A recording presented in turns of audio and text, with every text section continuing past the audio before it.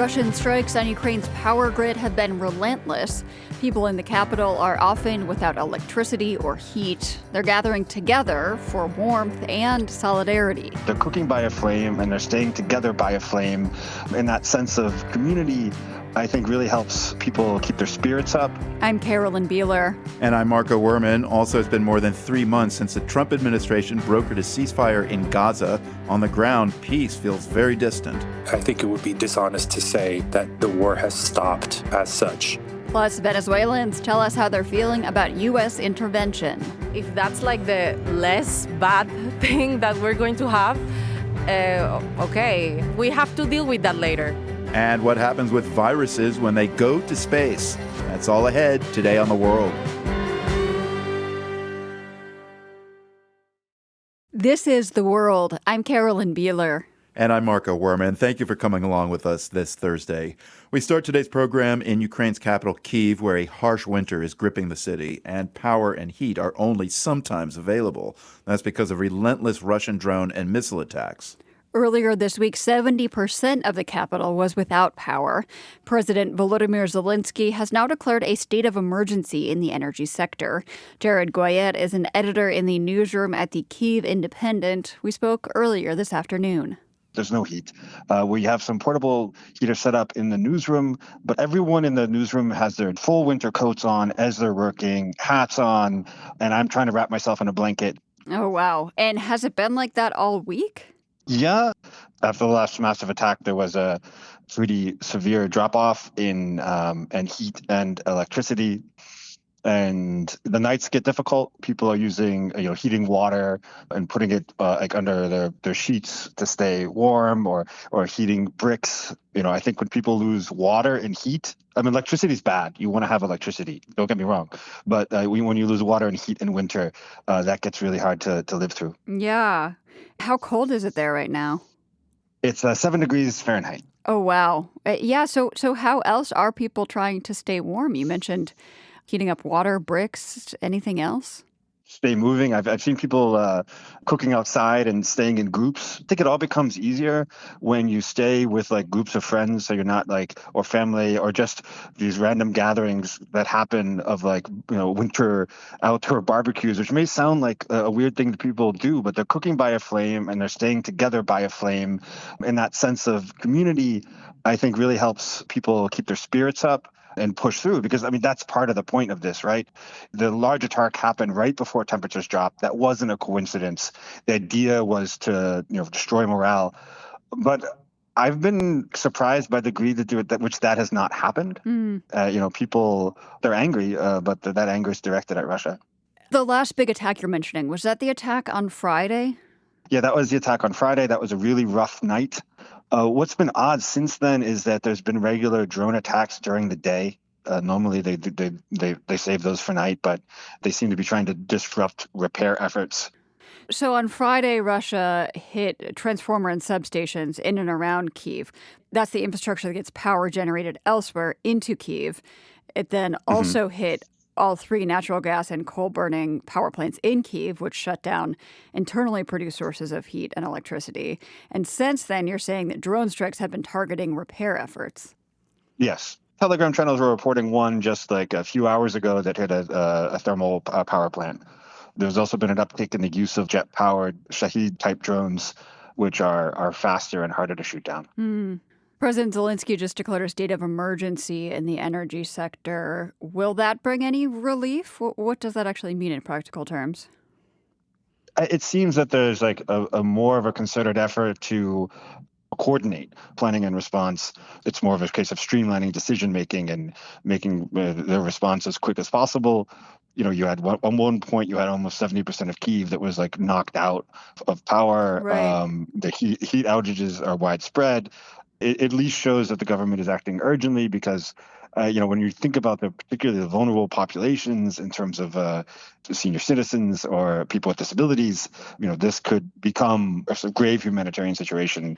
I know a lot of people in Kyiv live in these giant apartment towers, and the elevators go out when there's no electricity. So are people just walking up and down dozens and dozens of flights of steps every day? Yeah, that's easy for me. But yesterday I passed an older woman who was struggling a bit. Like she was grimacing and I wanted to help her, but I couldn't. I worry about her and I worry about the thousands of people like her. Yeah. It kind of also feels like a little bit of a gamble every time if you do try to use an elevator when there is electricity, because it could die while you're in there. You might get stuck. Yeah. So like if you're feeling risky, it could be your little diversion for the night. Take the elevator, see what happens. So we have been hearing and reporting about power outages and heat outages in Ukraine for, I guess this is the fourth winter now, but it sounds to me like you're describing something that does feel different than previous winters. Yeah, and the people that I've talked to have described this, like this is the worst that it's ever been. Yeah, I think it's a combination of this being a particularly hard winter in terms of temperature. Like this is just colder than it was last winter. That wind chill is there. There's ice everywhere. And a more systematic effort. The front lines aren't moving very fast. And it seems like Russia is focusing its attention on just picking apart Ukraine's energy infrastructure in a way that would impact as many civilians as possible, as egregiously as possible. When do temperatures start warming up in Ukraine? Probably March can still be pretty cold, but April will start to warm up. What people have been saying is that February is going to be tough. Yeah. February is usually the coldest month, and we're not even there yet. And these last, week has probably been like the hardest winter week in Kyiv since the start of the war, and we're at January 15th. So here in the newsroom, we've seen photos of teenagers in stationary train cars set up for them to just, get together and huddle in warmth? Yeah, the city's been setting that up. It ended up, I think, being a pretty good idea because a lot of the teenagers we spoke to were like, oh, this seems cool. So you're getting them to come together to actually use the space. And importantly for everyone, they had free hot tea. Ukrainians love their tea, and they were taking advantage of it. I think one of the key coping mechanisms is people coming together. People are like gathering and keeping each other warm, like figuratively and literally. That's also what's keeping morale up, I think. Yeah. We're seeing difficult times, but we're seeing people adapt to them. Jared Goyette is an editor with the Kyiv Independent. He spoke with us earlier today about how residents in the Ukrainian capital are coping after repeated Russian attacks on the city's energy infrastructure.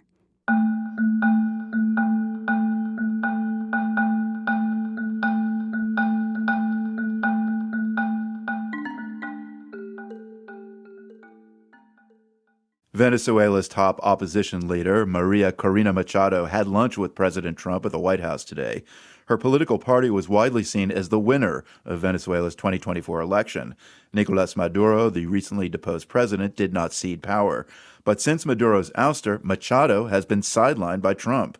From Caracas, the world's Tibisay Zaya tells us how Venezuelans see it all.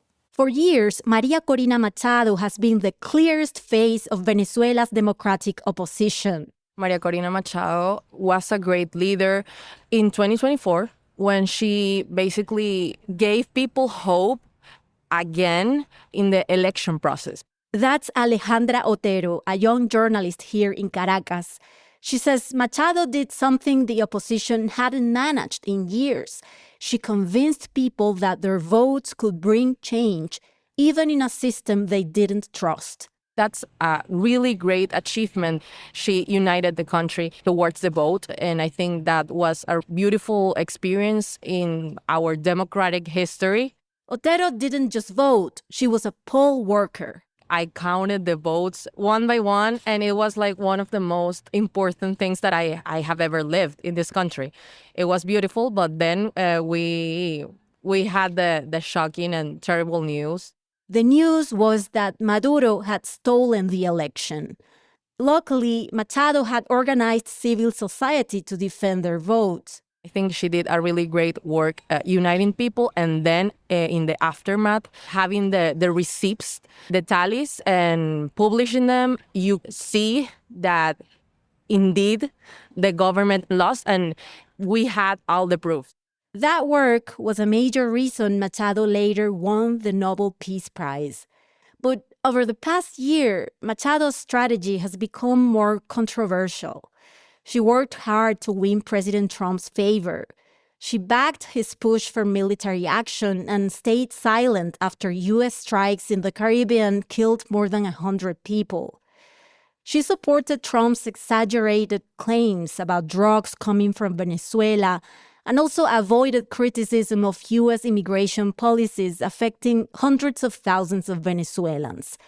She even offered to share her Nobel Prize with Trump, something Otero didn't like. I personally do not like her speech towards Donald Trump because I don't think we have to look for another savior for our justice and democratic processes. I don't like the fact that she offered the Nobel Prize to him. The Nobel Prize Institute told Machado that she's not allowed to share her prize. Otero also questions why Machado hasn't talked much about the people killed in the U.S. attack. I mean, we're talking about human lives. We're talking about people's homes. It's not collateral damage to them or their families. And I know that the people that died were military personnel, but I mean, they're people. About 100 people died, according to the Venezuelan government. Most Venezuelans don't welcome the idea of foreign military intervention, but many say they ran out of options. Adrián Bartos is a photographer and film director in Caracas. Creo que es que hemos buscado tantas salidas y tantas posibilidades de protesta, o elección democrática, negociaciones, todas se las burlaron. We tried everything, he says. Protests, elections, negotiations, the UN, the International Criminal Court, and every path was blocked. We felt like a U.S. intervention was the only option left, he says. For Bartos, Machado deserves credit for pushing for that until the end, even when it damaged how some people see her. A doctor in Caracas says he supports Machado, but this is not the right time for her to return.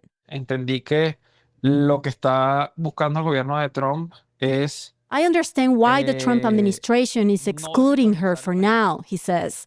She doesn't have the support of the armed forces, and that could create chaos. But others who supported Machado say she should come back soon. Ha estado desconectada. Porque hasta ahorita cuando hubo el atentado... A taxi driver who asked not to be named says she's been disconnected from Venezuelans on the ground because she had to remain in hiding for so long and now is in exile. He says he wanted to hear Machado talking to Venezuelans after she was sidelined by Trump, not to American journalists in English. Now, with Trump engaging instead with Maduro's former allies, many Venezuelans are not celebrating. No quiero que haya más bombardeo, no quiero que haya más nada de eso. Marta Marin says she doesn't want more bombing in her country, but rather a push for a democratic transition now that Maduro is out. President Trump seems to be very happy working with acting leader Delcy Rodriguez, a close Maduro ally. And she's a terrific person. I mean, she's somebody that we've worked with very well. Marco Rubio is dealing with her. I dealt with her this morning. We had a call, a long call. We discussed a lot of things, and I think we're getting along very well with Venezuela. Marin fears Trump will only focus on his own interest and won't prioritize democracy in Venezuela. Still, most people I talk to in Caracas say their country is now in a better situation than it was before the U.S. attack. Even government supporters say they want free and fair elections. A recent Economist poll found that 80% of Venezuelans believe President Trump offers a better future for the country. Otero says she worries about Trump's anti-democratic tendencies. Well, I think he doesn't respect institutions at all, but it's like you have a bad and a greater bad, you know? If that's like the less bad thing that we're going to have, okay, we have to deal with that later. How María Corina Machado will be part of that future remains unclear, but many Venezuelans still see her as a symbol of their democratic values and hopes, someone who is committed to a free Venezuela by any means. For the World, I'm Tibisay Sea in Caracas, Venezuela.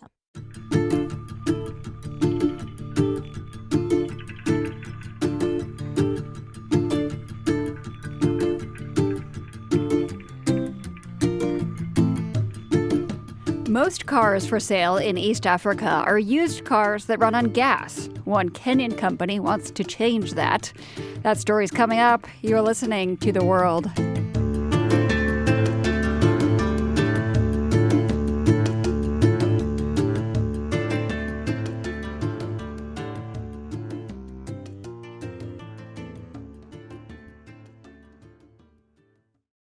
This is The World. I'm Marco Werman. The Trump administration has made higher ed a punching bag since he came to office by, among other things, restricting student visas.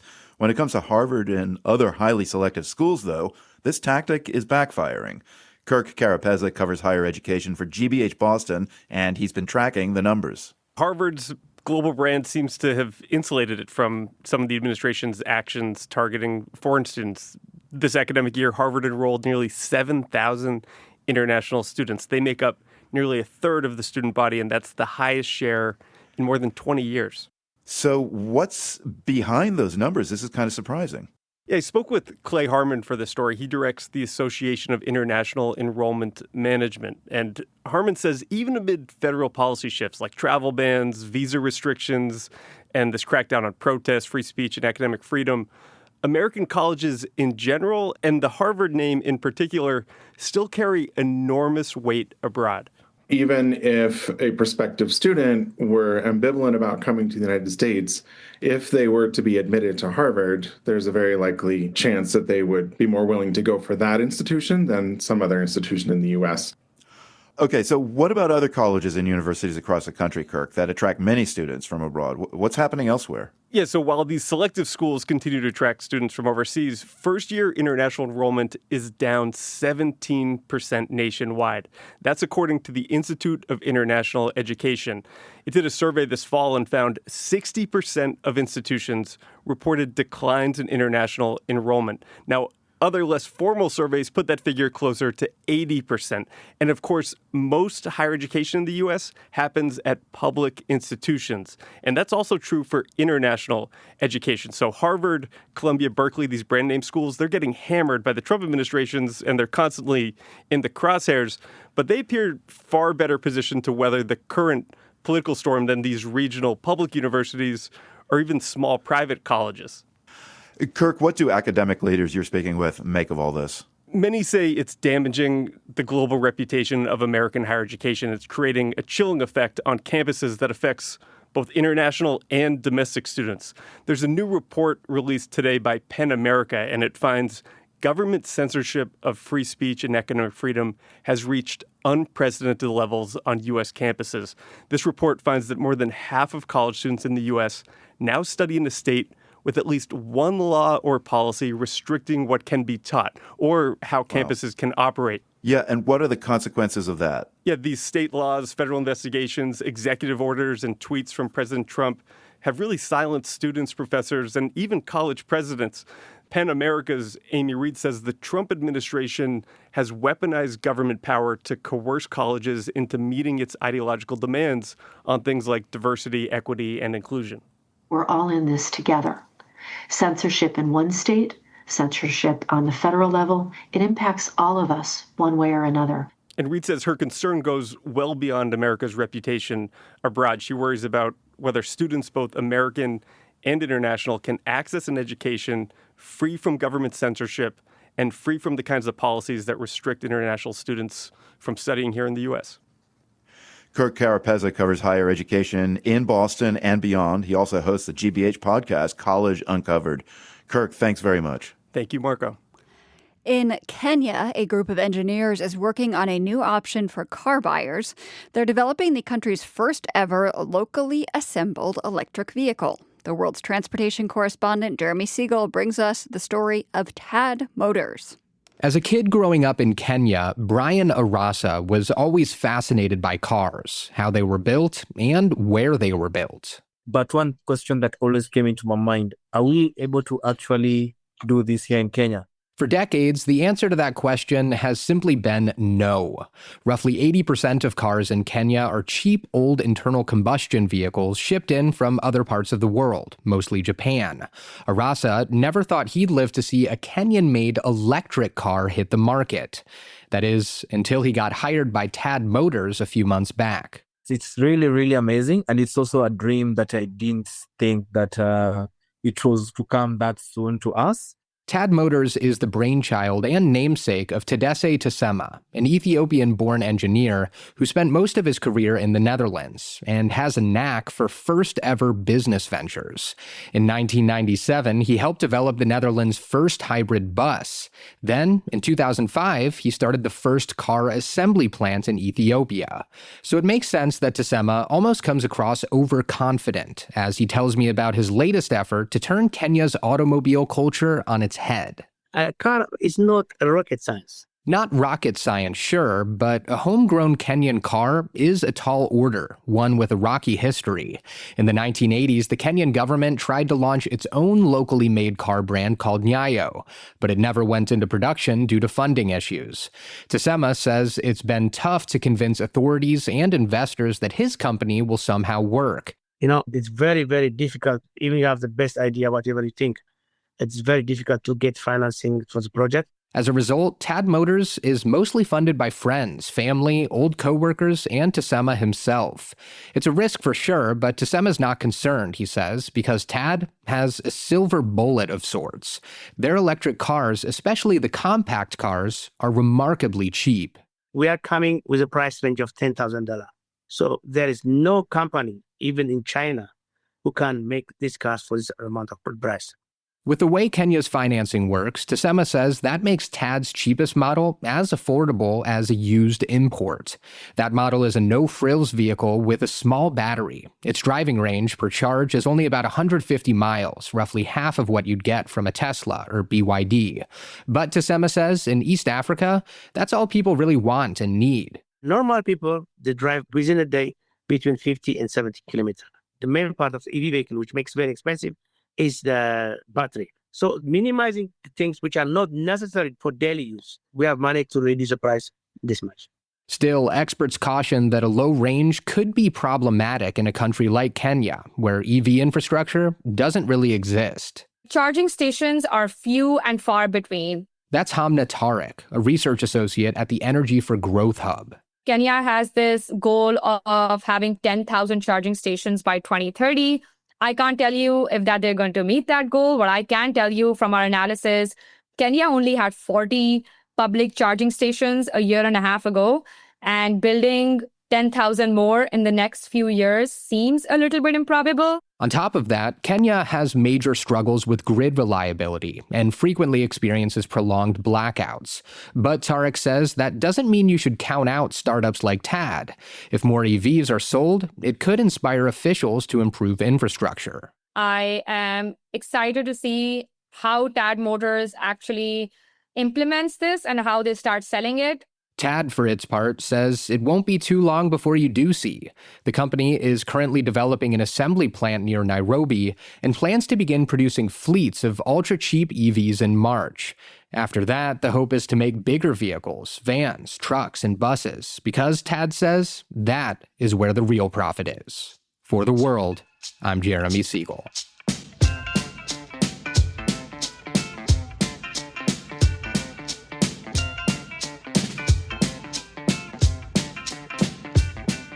Ahead on the show, they're like rivers in the sky. How scientists are learning to forecast atmospheric rivers better.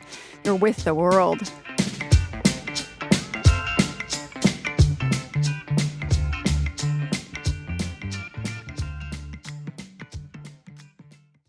This is The World. I'm Marco Werman. It looks like, for now anyway, any possible U.S. military strike on Iran is on hold. President Trump told reporters last night that informed sources have told him the killings in Iran have stopped and that the government there will refrain from executing protesters. The communications blackout does continue, however. For almost a week, Iran has been cut off from the internet. Calls into Iran won't go through either. Even so, the world's Shirin Jafari has been able to reach people inside the country. There was a sense of calm before the storm last Thursday as this Tehran resident visited his friend. Everything was as usual. And I couldn't imagine that in a few minutes later, the population will explode. By 8 p.m., he says, the crowd started to gather. And a half an hour later, it was as if the floodgates had opened. We walked to the main street to see what's happening. Too many people. It was unbelievable, really. Old, young, women, men, children, was out and they were shouting. They were shouting, the supreme leader must go, he says, and this is the end of the regime. Tehran is no stranger to protests, but this was unlike anything this resident had ever seen before. Everyone I spoke with for this story requested anonymity. They fear retribution by the government. This man says at first the atmosphere was relaxed, but then on Friday, things started to escalate. Security forces showed up in force. And suddenly 2 or 3 tear gas, was shot toward the crowd. But people didn't run away, just relocate, The protesters remained on the streets, he says, undeterred. Seemingly caught off guard, the government scrambled to respond. It shut down all communications. The protest started at 8. At 9, everything was locked. No one could get online. Cell phone connections were cut off, he says. This was to stop protesters from organizing. Then, over the weekend, the crackdown escalated, says another eyewitness. He says the security guards were present across the city. They were fully masked. They were holding different sets of weapons, big anti-protest tanks, black tanks, bins on fire. I slept to the sounds of gunshots just about every night in that last week that I was there. Both of these men have managed to leave Iran in recent days. They, along with others I spoke with, described scenes of chaos and intense crackdown by the government. In one instance, there was a group of protesters hacking at cement and another group that was throwing it at the security guards. And it was like a human chain of effort. Human rights groups say the death toll in the uprisings in Iran is in the thousands. The government continues to air footage of bodies in body bags as a way to deter protesters. Some of the victims have been identified. A 23-year-old fashion designer who dreamed of moving to Milan to pursue her studies in fashion, a former champion bodybuilder, an architect, father of 2, a 17-year-old student, among many others. The communications blackout has made it almost impossible to reach anyone inside Iran. But with the help of Nima Fatemi, I managed to reach some of them. Fatemi is based in the US and heads a nonprofit called Can Do. It provides cybersecurity services to vulnerable populations.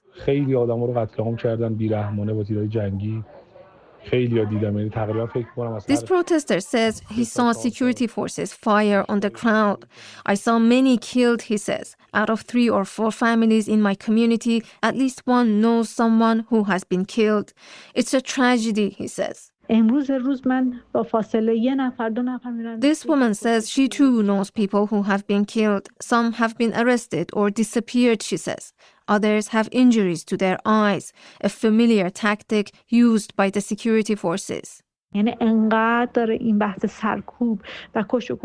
level of brutality is unimaginable, she says. She says the crackdown has sent some protesters home. They're starting to feel disillusioned, she says, after President Trump walked away from providing any military assistance. But the underlying issues remain. One of the men who left Iran says the country's runaway inflation was evident in his visit to a sandwich shop in Tehran. And a man comes in and asks to order 3 omelette sandwiches for 6 p.m. And in response, the shop owner says, "I'm sorry, I won't know what the price of eggs will be at 6, so you're going to have to call me 20 minutes before. I won't sell it to you now." The falling currency, repression, and lack of social freedoms are all reasons behind the recent protests. Iranians are risking their lives for a better future, he says. It's horrifying that kids my age, kids younger than me, their grandmothers, some of them are mothers and fathers of all sorts. And, you just can't help but think they're not asking for something unreasonable. They're asking for anything reminiscent of some human rights.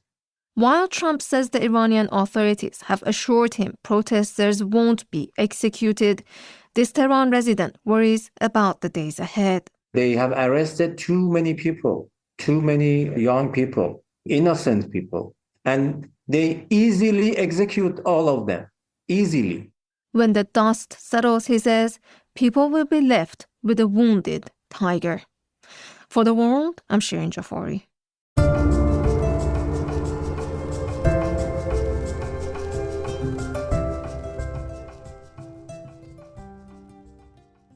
Around the world, a major driver of catastrophic flooding is a phenomenon you may or may not have heard of: atmospheric rivers. Scientists in Europe are trying to learn more about them.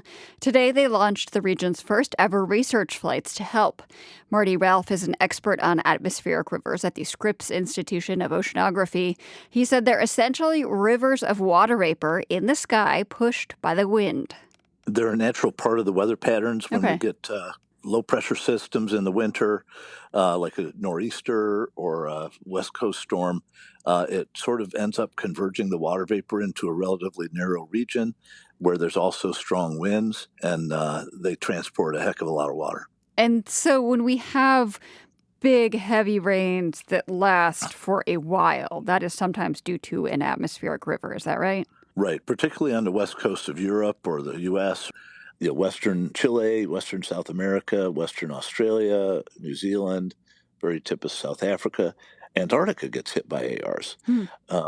These atmospheric rivers can be the primary source of the heaviest rainfall throughout the year and cause most of the flooding. And I only started hearing this term maybe a few years ago. Is one reason we're hearing more about them now linked to climate change? Like, are they expected or already getting more intense? There's a lot of reasons to be hearing about them. One is that we expect as the atmosphere warms that it can hold more water vapor. So when there's an atmospheric river, it's basically got more fuel. Another reason we're hearing about them a lot now is drought is a really big issue in the western U.S. and frankly in other parts of the world as well. And ARs are often what help us get out of drought. And ARs, the acronym you're using, is atmospheric rivers, I assume? AR is short for atmospheric river. So let's get to the news on this that's happening this week. French and German teams have just set up their first research flights to study atmospheric rivers. Tell me what this actually looks like. Do you fly right into a storm? So the flights that we do are designed to fly above the storms, essentially, very high up in the stratosphere. And we work up there to look downward into the storms using radars and other sensors. We drop a little sensor package with a little parachute, and as it falls down, it radios back to the airplane temperature, pressure, wind, and moisture. So these are ways to sort of like do an MRI of an AR by seeing its inner workings, from an aircraft-based sampling strategy. And I was reading that atmospheric rivers are one of the major sources of uncertainty in forecasts writ large. Is that accurate? Yeah, atmospheric rivers are really important for getting the forecast right because they produce a lot of the precipitation. If you don't get that right, it really louses up the forecast later.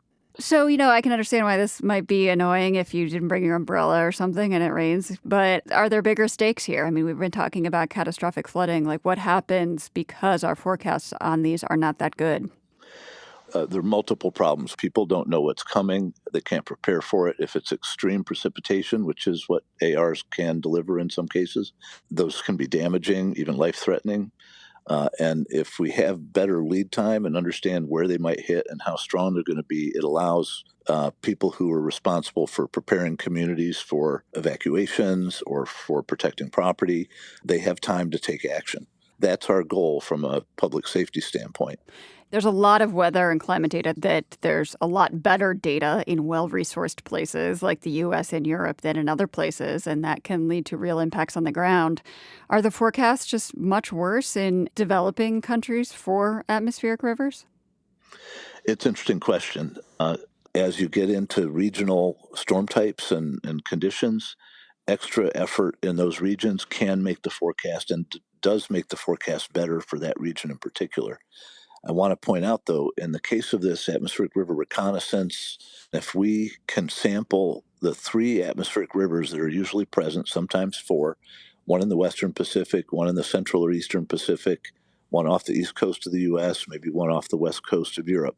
If we can sample all of those with our AR Recon aircraft measurements, we could reduce the uncertainty in the forecast, not just of a few days ahead for one part of the Northern Hemisphere, but potentially for 2 weeks ahead for the whole Northern Hemisphere. Wow. It's a hypothesis. There's a lot of reasons it might not work, but there's a lot of reasons it might. And we now have our first chance to really help everybody in the Northern Hemisphere, no matter what part of the hemisphere you're in. That was Marty Ralph with Scripps Institution of Oceanography. The Trump administration says it's time to move to phase 2 of its Gaza peace plan.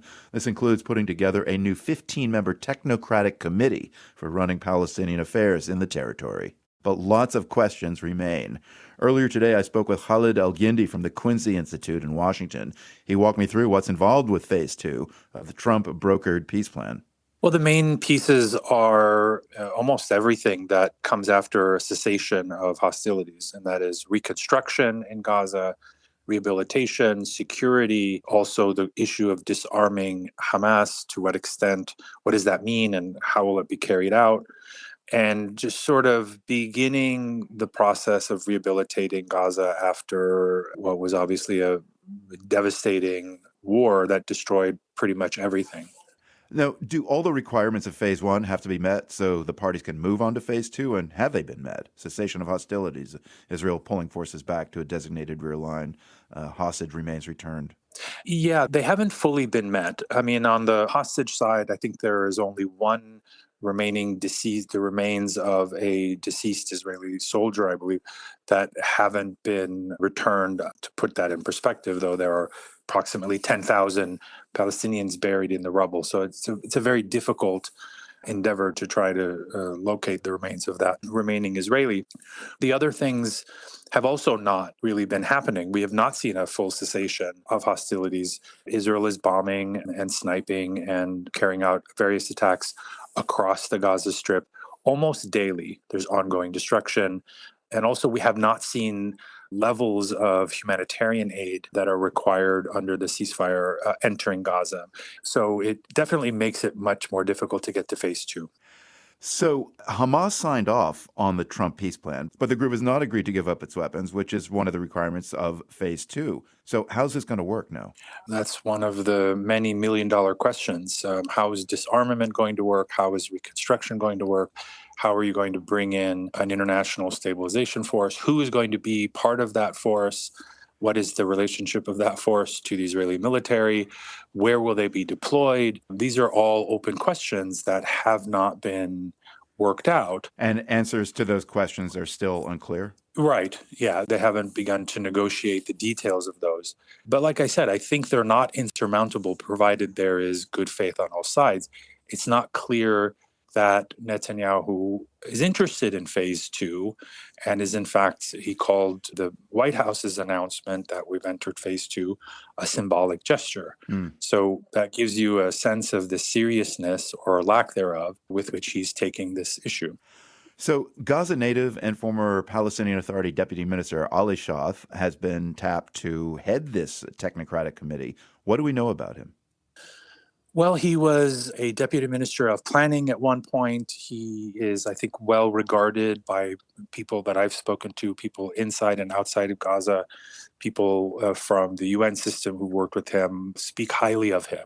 It's important to note that he and the other names that are on this list, this technocratic committee, were names that were vetted by all Palestinian factions, including Hamas. And so the fact that they're okay with it, that the PA is on board, that they have generally, I think, the credibility with local Palestinians in Gaza, that's a good sign. And Shah said in a recent interview, quote, "We are not talking about reconstruction, but construction anew in Gaza." Khalid, first of all, where are things at on the ground in Gaza? Is it ready to see phase 2 ramp up? Well, I think the people are definitely ready because once you begin phase 2, it will mean that phase 1 will have to be settled. It means there will have to be an end to bombing and destruction and limiting aid. I think that's designed to give the local population some hope that a page has been turned, that we're entering a new phase, that we can put Gaza's worst days behind them. Just going back to what the head of this technocratic committee has said, Ali Shah, about construction anew, could you just elaborate on that rhetorical phrasing? What is the overall vision he's alluding to? The vision, I think, is to not just rebuild Gaza in terms of brick and mortar and roads and infrastructure, but to chart a new path for Gaza as a whole, which is not just a technical exercise. It's not a logistical exercise. It is ultimately a political exercise. And I think that is built into that kind of language. And that is, it is time to turn the page, to focus on not just rebuilding physical structures, but to rebuild life, to rebuild a civic life, to rebuild social institutions, cultural institutions. That's something that has been devastated and almost wiped out entirely in Gaza.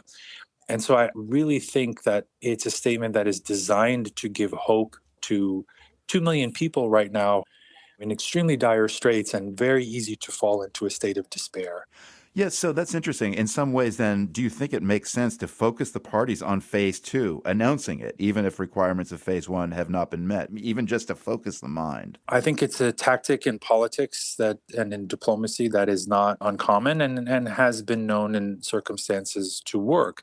And that is if you declare something to be true, then it gives everyone an incentive to try to make it true. The success of all of this depends on the Trump administration. Are they interested in the headline of a ceasefire and phase one and phase two, or are they interested in actually changing realities on the ground? And if it's the latter, then it's fine to announce something before it actually materializes because it creates pressure and momentum toward that objective. But if the goal is just for the headline, then people will get disillusioned very quickly and we could start to see things unravel. Khaled El-Gindi is a Middle East policy expert with the Quincy Institute in Washington.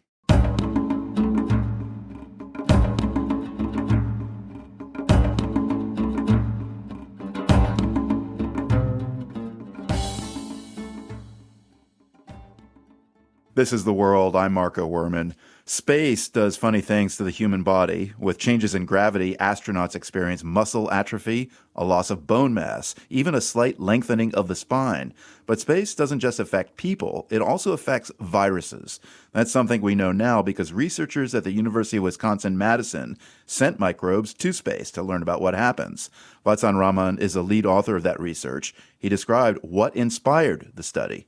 These bacteriophages, which are viruses that infect bacteria, are among the simplest biological entities on Earth. We were wondering, how does space affect human behavior, right? And the microbiome, which is a collection of microbes that lives within us, is super important for, sort of human wellness. And, as we start thinking about long-term space travel and, sending astronauts to ISS, we've been sending them for a long time, and the role of the microbiome becomes an important factor, and how does that change in microgravity becomes an important factor. And so we said, wouldn't it be cool if we can send some samples up to the International Space Station? So we'll get to how you went about studying all this and what you actually saw, but we probably should start with a little knowledge of how those phages you're talking about and bacteria behave right here on Earth. So what typical microbial behavior here on Earth do the non-scientists among us need to understand before we hear what changes in zero gravity? Yeah, so these bacteriophages are viruses, and just like human viruses infect humans, animal viruses infect animals, these are viruses that only infect bacteria. And then the way they normally work is they infect a bacterial cell or just a sort of an individual bacterium. They get inside, and then they make many, many copies of themselves, sort of they reproduce inside the bacteria, and then they pop the bacteria open, and then they go on and infect other bacteria. So this is a very simple life cycle of a bacteriophage. And typically the good ones can complete this life cycle in about 20 minutes. So just before we go on, remind us of the difference between bacteria and viruses, and does your research have bearing on both? So bacteria are single-celled organisms that everywhere in the environment, it's within us too. Viruses are, again, biological entities that only have DNA, and there are many, many kinds of viruses. There are viruses that infect humans only, such as the flu virus and other types. And there are viruses that only infect bacteria, and those are called as bacteriophages, and they're smaller than a bacteria itself. So for the study, you sent a box of microbes to the International Space Station. How do you actually do that? So the space was a significant constraint. So all that you get is a tiny box, and you can fit your experiments into that box. And, if any of you have sort of seen a biological laboratory, it is really quite big. So we had to then devise a scheme by which we, mix the bacteriophages and the bacteria at certain ratios in a tiny tube, and then freeze them in the lab, and then send them up to the International Space Station, and then have them do these experiments. The other constraint was, what kinds of experiments could we have the astronauts do? I mean, their time is limited, and so, it had to be very simple, and that was the other consideration that we had to keep in mind. So explain in pretty simple terms how the experiment proceeds. The way these experiments work is that we have bacteria and a bacteriophage that are mixed.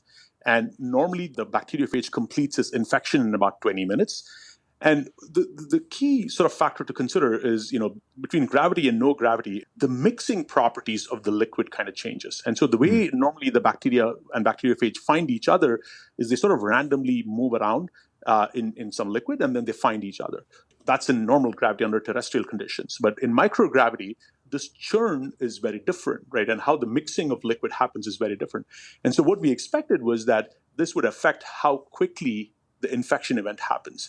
And you were saying that happens kind of like every 20 minutes on Earth. Typically about 20 minutes. And on the International Space Station, it took hours to days for the infection to complete, which is sort of remarkable. So that's really interesting, but your research in this experiment, it wasn't just about curiosity around how microbes operate in space. So what are the practical applications of this knowledge on Earth? It was an interesting finding, which is somewhat serendipitous, I'd say, because microgravity is a stressor, right? It's just like any other stress, like heat or salt. It's a stress condition. And so both bacteria and bacteriophages adapt to those stresses by having mutations in them. So they change their DNA to better adapt to those conditions.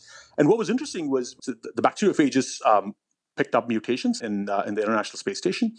And when we challenged them, took those bacteriophages and applied them, once we got the samples back, and applied them on pathogenic bacteria on Earth, which is bacteria that cause urinary tract infection, the mutated bacteriophages were very effective at killing the pathogens on Earth, which I thought was quite compelling and was frankly quite surprising. And so this tells us that there's something about the microgravity condition that brings out these mutations which enable the bacteriophages to kill pathogens on Earth. And so there's a big push now, independent of our study, there's a big push towards having alternative therapies to bacterial diseases. So, Vatsan, for us lay people, virus and bacteria, that equals illness. Could this offer any insight into medical treatments or responses to future pandemics even?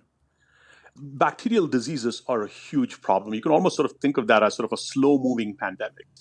Bacteria have acquired resistance to all kinds of traditional antibiotics. And so the ones that used to work back in the clinic don't work anymore. And bacteriophages are considered sort of a new line of treatment where we can use them to kill these highly pathogenic bacteria. Now, it is not to say that you can go back and run these experiments over and over again to identify sort of therapeutic candidates in space. But the point is that we can take a regular bacteriophage on Earth, make modifications to them, and then apply them as therapies against bacterial diseases. Vatsan Rahman is a professor of biochemistry at the University of Wisconsin-Madison. The World is produced by GBH and PRX, broadcasting weekdays from the Nan and Bill Harris studio in Boston and from the Department of Communication at UC San Diego. Find us online anytime at theworld.org. I'm Carolyn Beeler. And I'm Marco Werman. We'll see you right back here tomorrow. The World is supported by the Carnegie Corporation of New York, working to reduce political polarization through philanthropic support for education, democracy, and peace. More information at carnegie.org. By the John D. and Catherine T. MacArthur Foundation. Committed to building a more just, verdant, and peaceful world. macfound.org.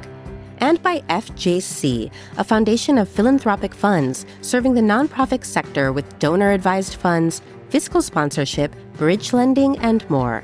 FJC.org. The World's theme music is composed by Ned Porter. The World is a co-production of GBH Boston and PRX. More information at theworld.org.